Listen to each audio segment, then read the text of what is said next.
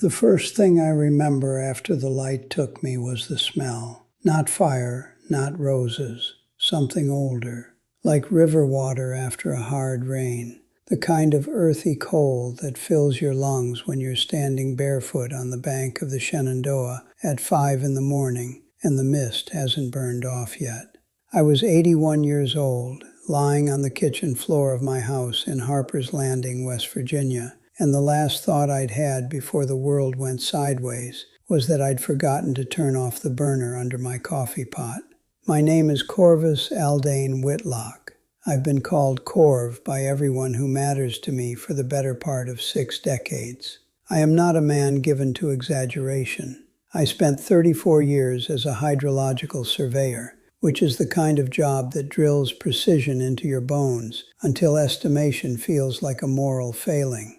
I have never once in my life claimed to see something I didn't see. I have never embellished a story at a dinner table. My late wife Thessaly used to say I was so committed to accuracy that I'd correct the weather forecast while standing in the rain. So when I tell you what happened to me on the morning of February 4th, I need you to understand the architecture of the man making the claim. I had a massive cardiac event. That is the clinical language. The fuller truth is that my heart, which had been quietly drafting its resignation letter for about 2 years, finally submitted it without notice. The paramedics who eventually arrived told my daughter Pruitt, an unusual name, I know, she was named after her maternal grandmother, that I had been without a shockable rhythm for somewhere between 11 and 14 minutes before they restored it. 14 minutes is not a nap. 14 minutes in clinical death is not a blip or a glitch. It is a departure. I left, and I went somewhere. The place I arrived in was not dramatic. That's the thing nobody tells you, and maybe the thing most people wouldn't believe. There was no great cathedral ceiling, no blinding column of divine light, no choir assembled in stadium formation. What there was a hillside. Green in the way that only hills in the British Isles or the high meadows of Appalachia are green. That thick, almost absurd green that looks like someone saturated the color past what nature allows. The sky above it was the color of old pewter, not storm pewter, just the quiet gray of an afternoon that hasn't decided what it wants to be. I stood there in a body that felt like mine, but lighter. Not lighter like a helium balloon. Lighter like a coat you've been wearing so long you forgot it was there, and someone finally took it off your shoulders. And there was a man sitting on a flat-top boulder near the crest of the hill. He wasn't glowing. He wasn't robed in white with a sash. He was wearing something loose and undyed, the color of raw linen, and he was looking out at the horizon the way old men look at things, not searching, just receiving. His hair was dark and coarse, cut simply, not long. He had a beard that was not the carefully sculpted beard of paintings, but a working beard, a beard that belonged to someone who spent time outdoors in dust and wind. He looked at me when I got close enough, and I knew, not in the way you know a face from a photograph, in the way you know a river when you hear it before you see it. Some knowledge bypasses the eyes entirely. He said in a voice that was quieter than I expected, quieter and more direct, "Corvus, you've been carrying that coat a long time." I said, "I have." He nodded, no ceremony in it, just acknowledgement. We sat together on that boulder for what felt like an hour, but which I now understand exists outside the grammar of hours entirely. He didn't preach. He didn't deliver pronouncements in the booming tones of a stadium revival. He spoke the way a man speaks when he has all the time there is and no need to perform. We talked about Thessaly, who'd been gone 11 years. We talked about my granddaughter, Ola, who is 7 and obsessed with dragonflies, and who has the kind of laugh that makes strangers in grocery stores stop and smile involuntarily. We talked about the Shenandoah. And then, toward what felt like the end of our time on that hill, his tone shifted.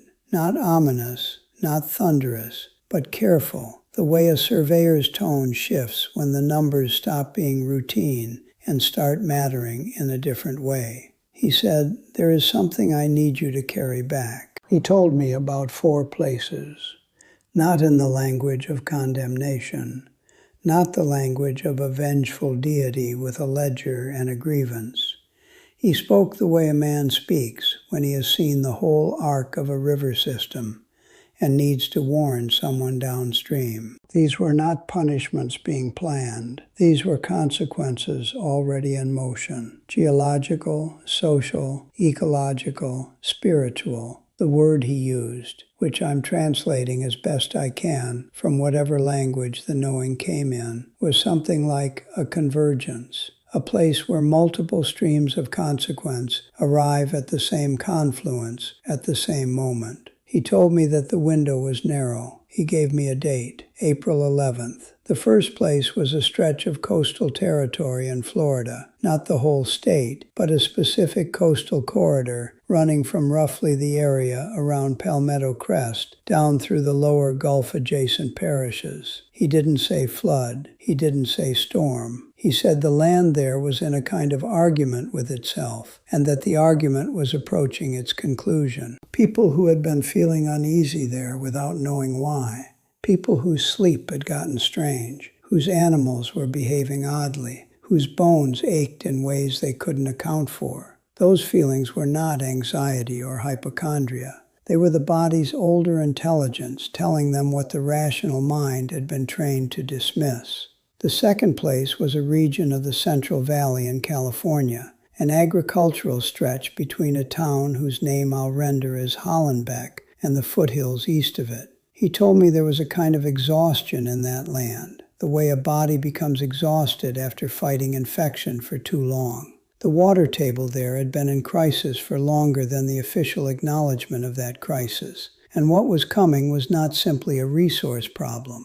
He described it with an image I've been turning over since I came back. A chain, he said, when it breaks, doesn't break at the weakest link alone. It breaks where the weakest link meets the most tension. Both conditions had now been met. The third place was more urban, and it surprised me. A cluster of neighborhoods in the northeastern quadrant of a major Illinois city. I understood it to be in the greater Chicago metropolitan corridor, though the specific area was described by geography rather than postal boundary. He told me that something structural, both literally and in the human community sense of that word, was at a critical threshold. He spoke of a building or buildings, and he spoke of a kind of social fracture that had been building for years and had been managed by proximity alone. People living near enough to each other that the friction stayed sub-explosive.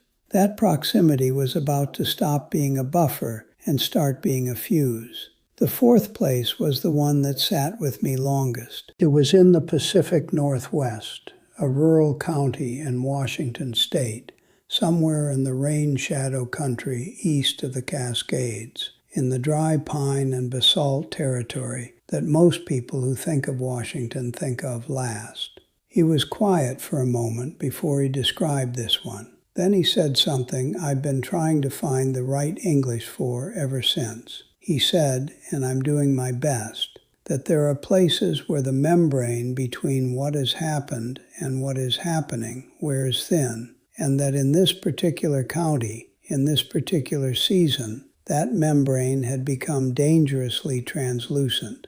People there would begin experiencing intrusions, not hauntings in the Hollywood sense, encounters with something true that the daylight mind categorizes as impossible. He told me that none of these events were locked. He used the word I'd use, provisional. They were the trajectory, not the destination.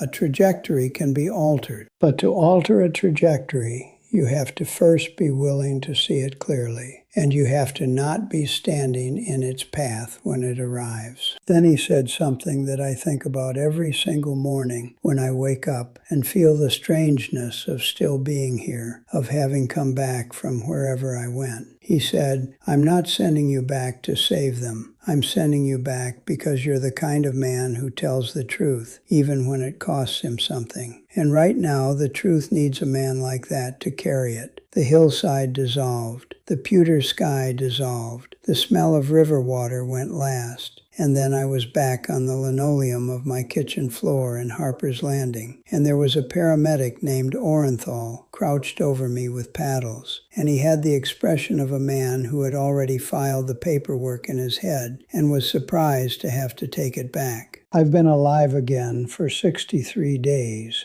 as of this writing. I walk a mile each morning now, down to the creek and back, slowly. My heart works the way an old engine works. You don't push it, you tend it. Pruitt calls every other day. Ola sent me a drawing of a dragonfly that she said was also a spaceship. I have it on my refrigerator. I have told this story twice in person before writing it down. Once to my doctor, a woman named Fairlith Oakes, who has the blessed quality of listening without performing skepticism, and once to my neighbor Jacobus, who is 77, and who was raised in a Mennonite community in Lancaster County, and who said, without a blink, "Well, Corv, that sounds about right. I have no church. I have no denomination. I have no interest in becoming a figure or a personality or a brand. I am 81 years old with a repaired heart and a drawer full of beta blockers and a granddaughter who believes in dragonfly spaceships, and I have absolutely nothing to gain from inventing this story. Time I have left is too short and too precious to spend it constructing mythology.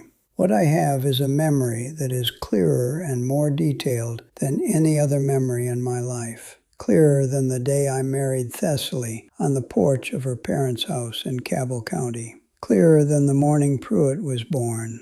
I can still smell that hillside. I can still feel the particular weight of that boulder under my hands. I can still hear the quality of the silence between his sentences, a silence that was not empty but full, the way rivers are full, the way old forests are full. The date he gave me was April 11th. I don't know what that date means in terms of precision. I don't know if it's a deadline or a threshold or a midpoint. What I know is that it was given to me with the same seriousness with which I have spent my career recording the movement and disposition of water. The understanding that knowing where things are going is only useful if you act on the knowledge before you're standing in the flood.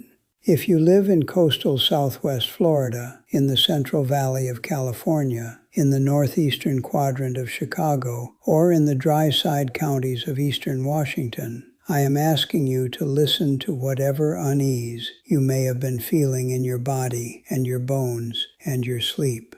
I am asking you not to dismiss it as anxiety or age or the general ambient dread of living in difficult times. Those feelings are information. The body knows things the rational mind is trained to ignore. I'm not asking you to panic. I'm not asking you to abandon your life on the word of an old hydrological surveyor from West Virginia who died for 14 minutes over a forgotten coffee pot. I'm asking you to take the feeling seriously. I'm asking you to be willing to leave if leaving becomes the obvious thing to do. Because he was right about me. I do tell the truth, even when it costs me something. Right now, it costs me the quiet anonymity of my remaining years. It costs me the comfort of not being the kind of old man who posts things on the internet. It costs me Fairless, politely neutral expression every time I bring it up. I'll pay it. Thessaly would have told me to pay it. She was always braver than I was about the things that mattered. April 11th. I was there. I heard it. I came back to tell you. If this reached something in you, hit that like button and subscribe. You deserve to hear the rest of what I brought back.